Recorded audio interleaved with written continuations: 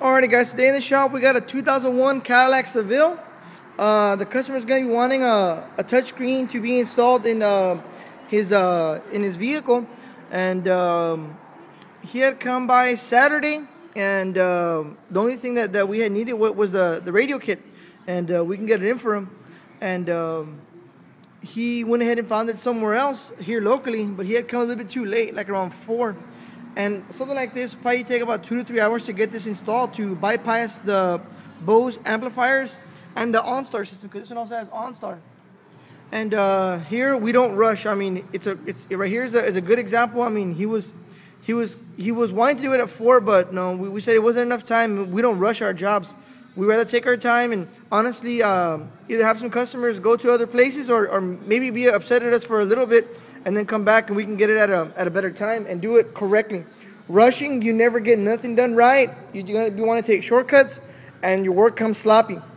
So here, I mean, we're not messing around. Today is Thursday. He came back, and someone tried to do it. I don't know who tried doing it, and he obviously knew that it was well worth it for us to go ahead and do it. He actually bought also the bypass at the other place, and he still wasn't able to install it. So we're gonna go do it all the way. He's gonna save himself some money right there, and we're gonna show you guys how to bypass it without buying the interface, which is better. Because I mean, OnStar, most of the customers, once they lose a subscription, they never re-enter it or reorder it. So that's a waste of money. And then the Bose amplifiers, it's not worth it. If you're gonna be doing a high-powered sound system, get it out of there. I mean, the head unit you're gonna be using is a double Tint Pioneer head unit. It's got 200 watts output. It's about 20 watts RMS per channel. That's more than enough, and that's full range. This Bose system is pre-EQ'd, so the higher you go up, the less the bass goes down, and it's a false sense of bass. The bass gets cut in, and it's at a higher frequency though, but you think it's bass, but it's not. I mean, for those of you that have heard nice, clean sound systems, you know that there's something missing. So that's gonna get out of there. We're gonna give the speakers full range. If they can't handle it too bad, get new speakers. That's the way to do it. So yeah, I mean, and Bose nowadays, oh my God, don't even get me started on newer vehicles. It's horrible. We're pulling those Bose speakers, those Bose head units out of there like nothing, and putting a good quality professional audio in there. Well, let's go and get to it, and we'll show you the steps and how to get installed correctly. And we're gonna be back here, because back here is where the amplifier is at and the wiring for us.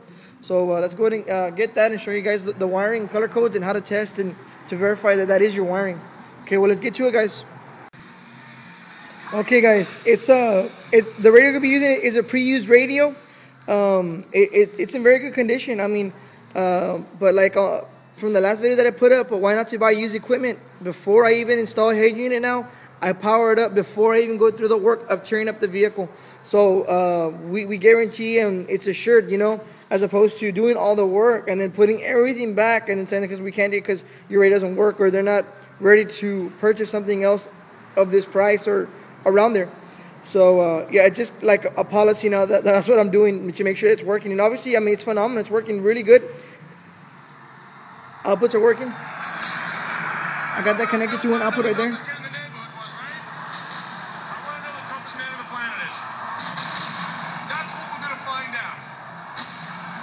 Awesome.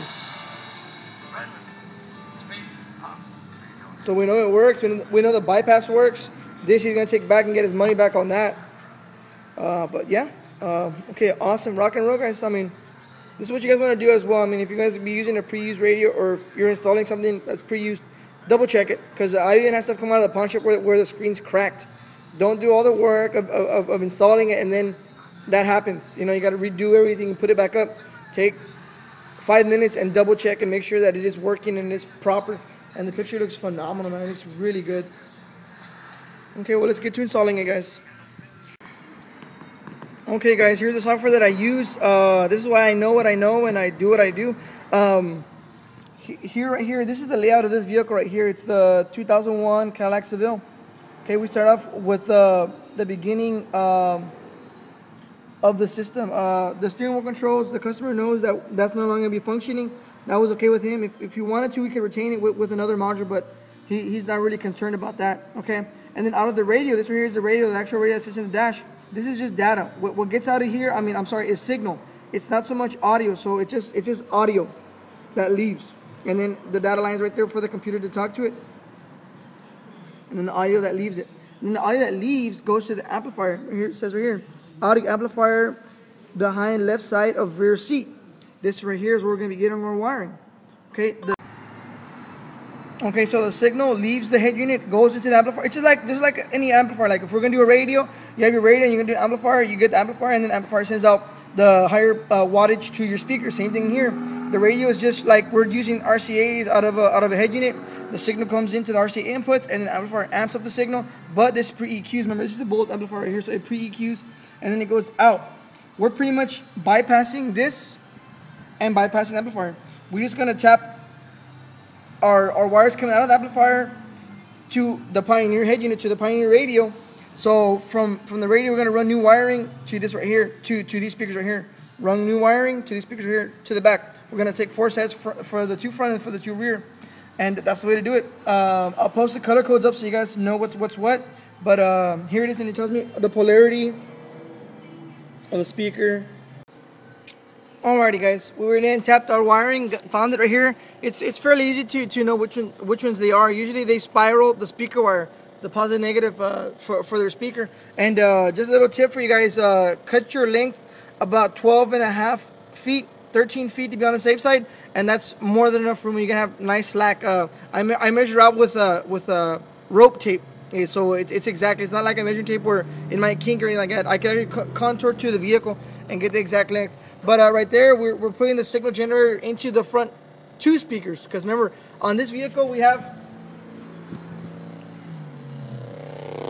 like front tweeters right here. And then on that side over there, we're not going to use the center channel or the rear subwoofer. But on your front speaker, the whites, you're going to tap this guy right here and that. And then solder and then run the wiring back to where the radio is at. And that's it. Yeah, so that wiring right there, and then the wiring is towards this side, not towards the trunk. So the positive is the thicker blue with the thinner black positives. Those are your positives. And then your negative is the thicker black, and then the yellow. The thicker ones are actually the door speaker, and the thinner ones are the top dash tweeters. Okay.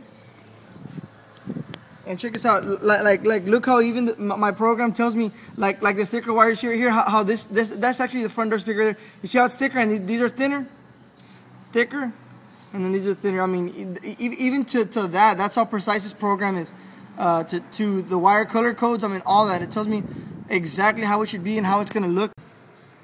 Alrighty guys, anything worth doing once is worth doing right. So here, went ahead and soldered all the wiring. That's how it should look. There are 4 speaker wires going to our speakers. Okay guys, let's see here.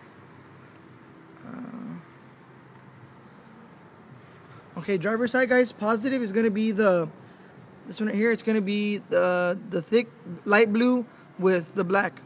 And then the front tweeter is going to be black with yellow. The positives are the light blue, the thicker one, and then the thinner black positive. And then the negative is going to be the black, the thicker one, and then the negative is going to be the yellow. Okay, that's your front driver's side speaker. Okay, and then your front passenger side speaker, your positives are going to be the thicker black with white and light green. Your ground is going to, your negatives are going to be the thicker black with the purple. Okay. This is the thicker blacks are for your mid-range, and then your thinner wires are for your tweeter up on the dash. Okay, and then this right here. This right here is going to be the backside driver. No wait, let me see here.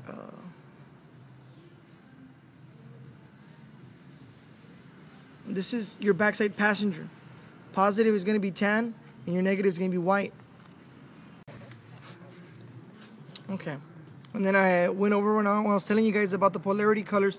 I had got this one backwards. I had the tan on the ground and then the red on the positive. It's not that way. Okay, this is the rear passenger side door speaker.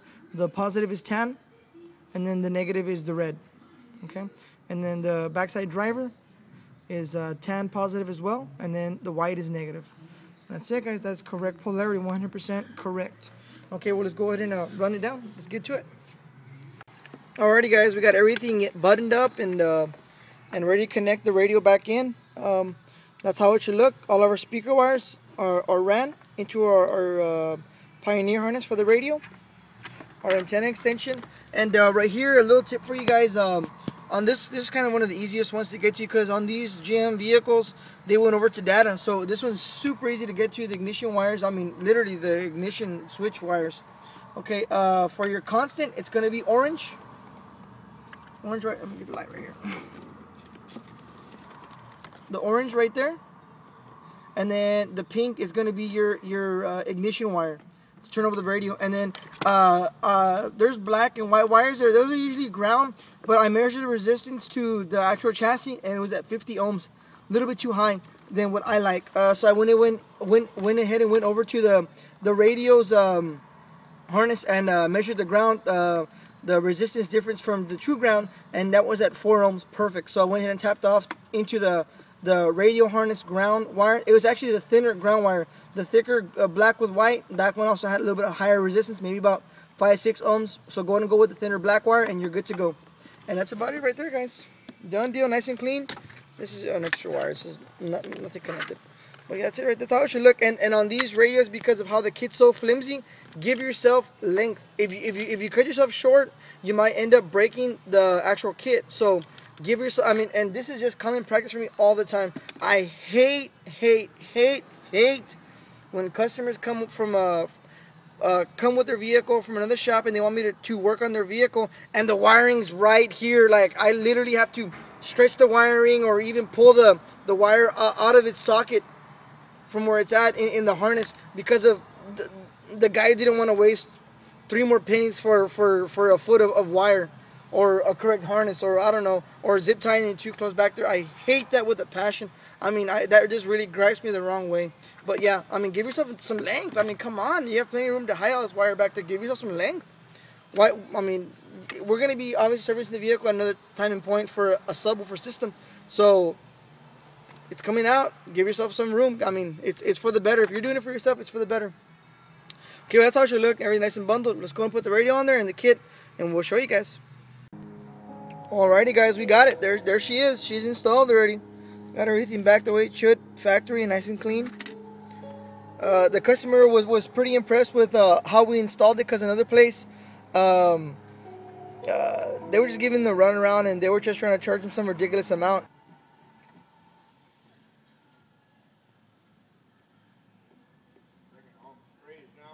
Alrighty, guys, I got it on for him.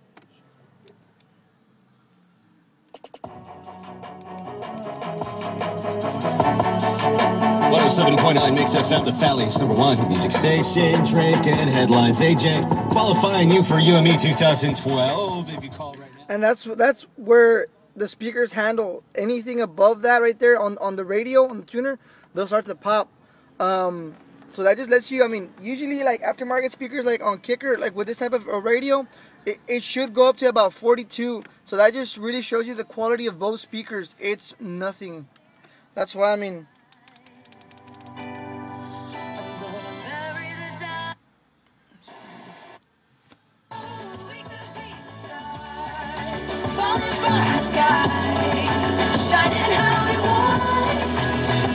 than the sun.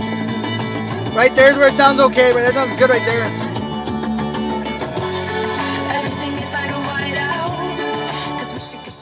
Like I said, I mean, that just really shows you the quality of premium factory sound systems.